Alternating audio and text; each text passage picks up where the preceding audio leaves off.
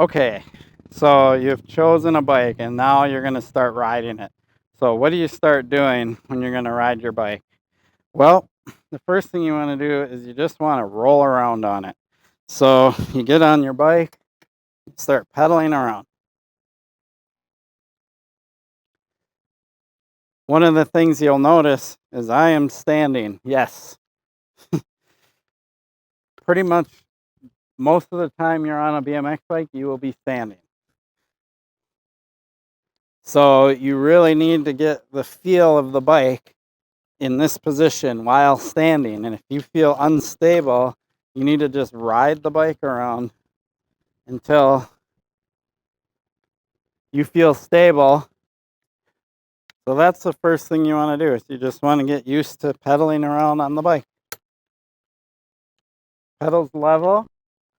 So then the next thing, speaking of pedals level, you want to find out which way is more comfortable. So for me, right foot's more comfortable when I stop and coast. You don't want to be like this or like this. You want to be level to the ground and be really comfortable. When I teach mountain biking,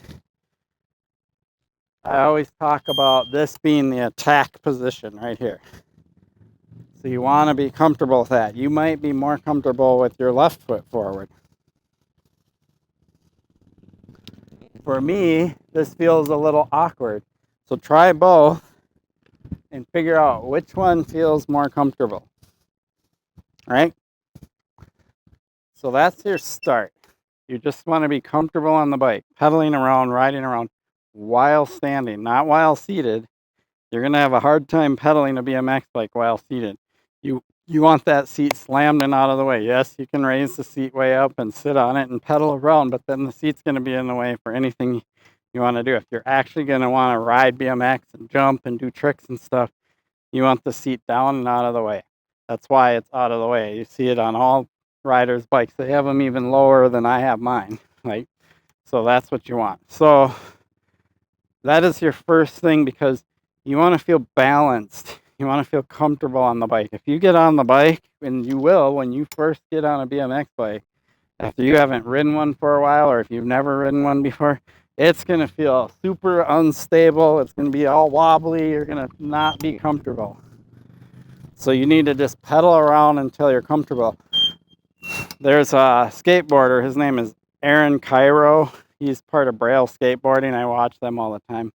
And one of the first things he says is ride your skateboard. Get comfortable on your skateboard. Skate around on it. Ride your skateboard. Feel comfortable riding around on your skateboard. Boring. You're just rolling on the ground, steering, whatever. Same thing on a BMX bike. You gotta feel comfortable just riding around on the bike and really like feeling in control of it, right? So really important that is your first step before you start jumping, bunny hopping, wheeling, doing all that stuff, right? So that's number one. Okay, so you've ridden your bike around, you feel comfortable on it, whether it's a squirrely 20-inch or a more stable 22-inch. That's just how I'm going to refer to them as because that's the truth. The next thing you want to learn is pulling up the front wheel. And the reason why I have the 22 here is there is a huge difference when you do this. So I'm going to start on the 20-inch and I'm going to ride around, be in my comfortable standing attack position, and I'm going to pull up the front wheel and just get comfortable with that. So basically, it's just a little weight shift to the back, pull with your arm, right? Watch this. If you just go and you're just like, I'm going to do it, you can flip out really easy on a 22-inch. I jumped off right away, but some people, because you're not familiar with it, they'll start flipping out and they won't jump off and they'll land right on their butt. You don't want that. So a 20-inch is going to be much easier to flip up on it and a way lot easier than on a mountain bike. So when you start pulling up the front wheel, a little light light pulls, just little wheelies, get the hang of it, then go bigger, and then kind of find out. See, I was right at that balance point. Kind of scary, right? Like you get there. So let's take the 22. Same thing. But this bike is going to take a bit more effort to get up there. So you really have to pull much harder to get the bike to flip backwards. So that's why for people getting into BMX, especially older riders, I recommend going with a 22, maybe even a 26-inch DJ bike if that's your thing. But going to be a lot more stable, a lot easier to learn on, and a lot safer than doing it on a 20-inch bike like that. Right? Okay, so popping up the front wheel is the first thing you want to learn, and that's only after you've gotten really comfortable pedaling around on the bike and you feel comfortable standing, you know which foot forward you want, all of that. The next thing, believe it or not, and a lot of people struggle with this one, is popping up the back wheel. And hardly anybody teaches this on bikes, and I don't know why, but you do this part, but you want to learn to do this part. The reason why you want to learn how to pop up the back wheel is because that teaches you what I call pitch control. So to do it, you push forward on the handlebars and jump. So if you've watched any of my mountain bike how-to videos, I talk about the row, anti-row. Well, pulling up the front wheel is the row. You shift your weight back, push with your legs, and pull with your arms. The anti-row is you bring your legs up, you push with your arms to get the bike to pitch this way. It takes a little bit of practice. You have to time it. But it's definitely a good skill to learn.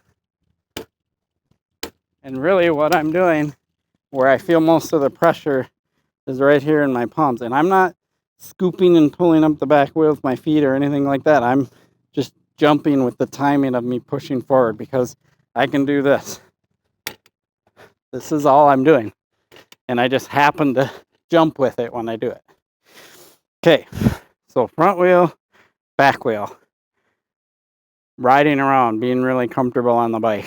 Once you feel comfortable with all of that, and maybe you're an older rider or somebody that used to ride BMX and used to bunny hop all the time, well, that's the next thing you want to learn is the bunny hop.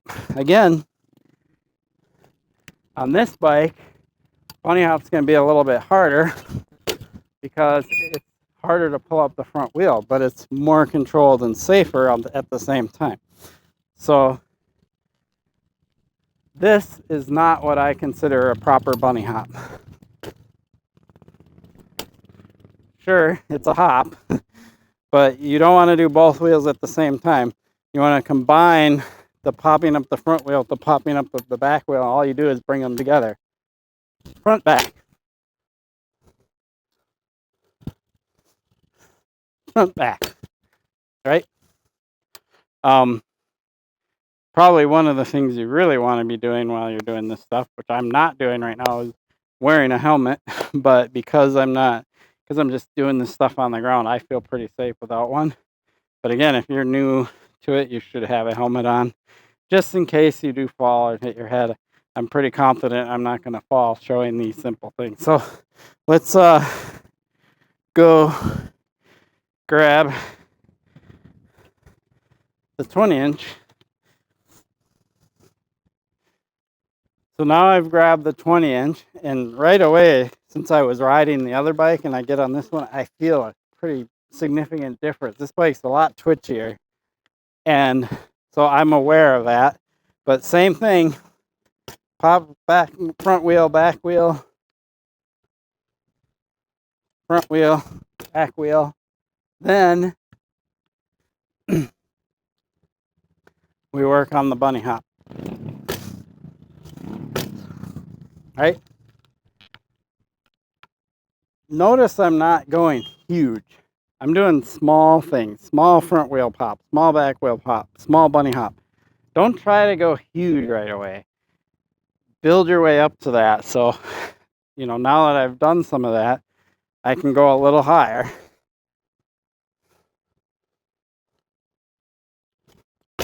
Right? And then if I really want to push it, just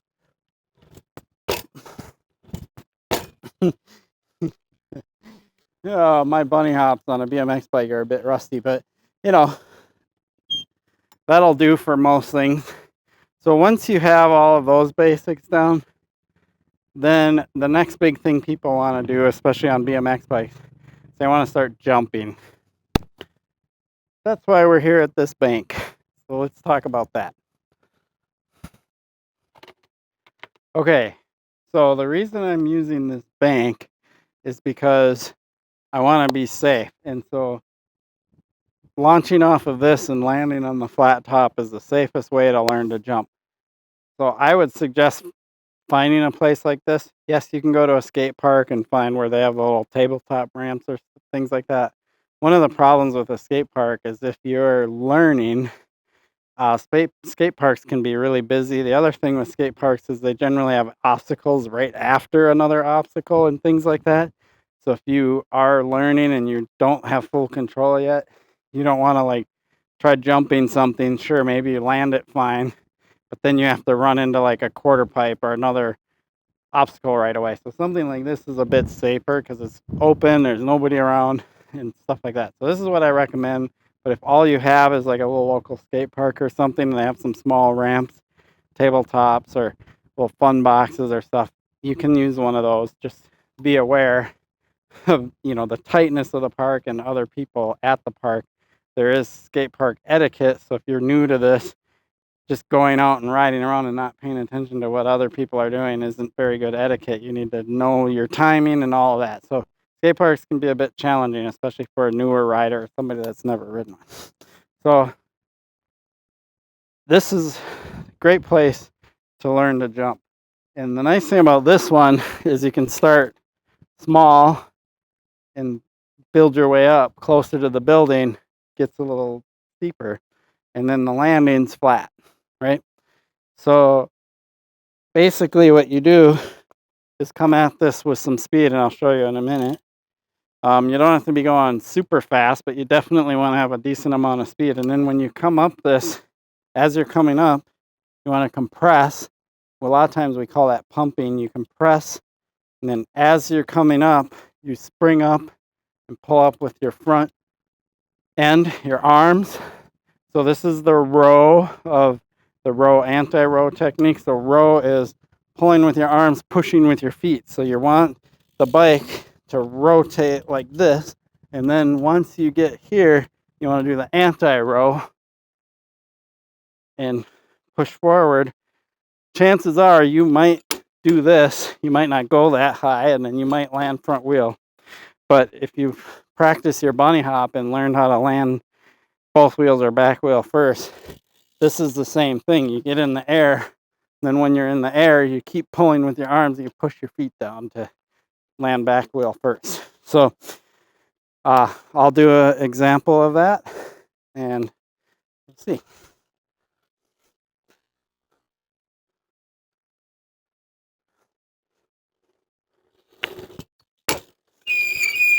So as I'm coming up, pull up with my bars, pop, push forward. That's simple. When you're in the air to level off, it's all a matter of how much you suck up your legs and push forward with your arms, get your nosedive, or push with your legs, pull with your arms and make the bike do this, or kind of keep them the same. You'll learn that. You mostly learn that in the bunny hop, but once you start jumping, you're going to have to kind of relearn because you're going to get a little bit more air.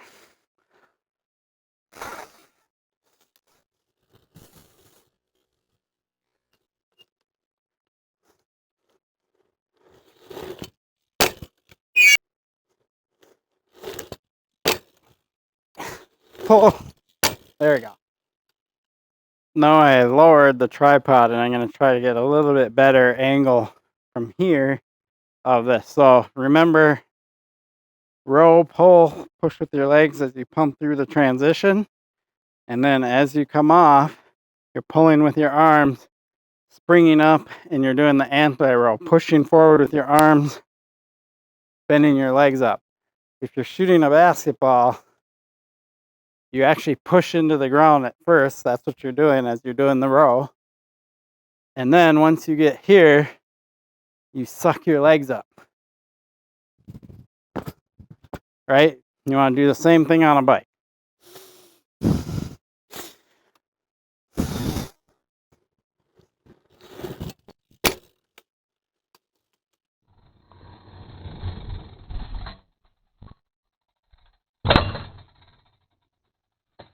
So hopefully that explains to you a little bit how to start jumping, having a flat landing, a lot safer than doing jumps with downsides, or even going on the dirt where you might slip out or something because it's loose.